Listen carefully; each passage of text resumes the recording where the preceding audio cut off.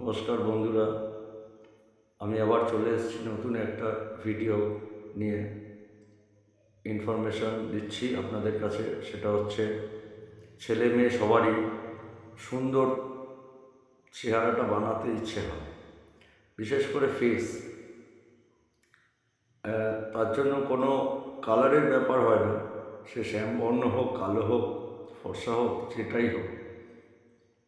এটা হচ্ছে শুধুমাত্র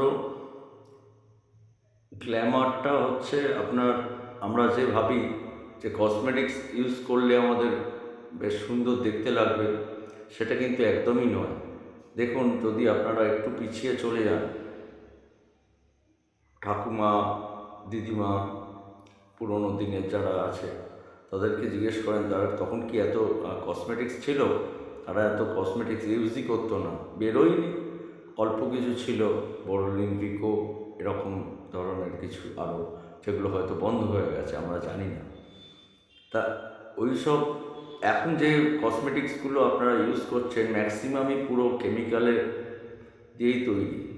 এগুলো ইউজ না করে আপনারা যদি এমনি থাকেন, ধরুন সময় নেই বলে আপনারা ভাবছেন, কিন্তু যেটা আপনারা ইউজ করছেন কসমেটিক্স, সেটাও তো একটা টাইম দিচ্ছেন।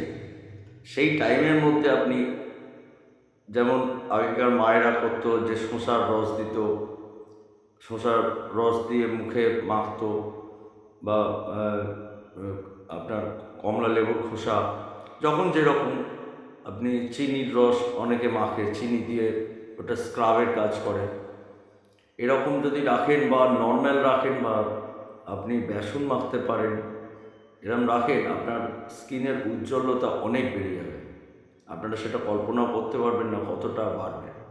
আপনারা কসমেটিক্স ইউজ করাটা বন্ধই করে দিন। আর তার থেকেও বড় জিনিস হচ্ছে, তেল, ঝাল, মশলা আপনাকে কন্ট্রোল করে খেতে হবে। বিশেষ করে কোল্ড ড্রিঙ্কস, চিপস, এগুলোকে অ্যাভয়েড করতে হবে। কারণ ড্রাই ফ্রুট, এই ধরনের খাবার খেলে আমাদের লিভার খারাপ হবে, পেট থেকে অনেক, আমাদের স্কিনটা খারাপ হয়ে যায় পেটের থেকে।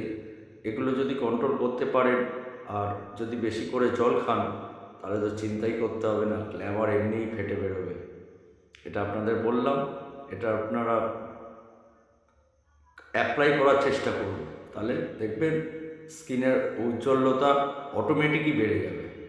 নমস্কার, ভালো থাকুন।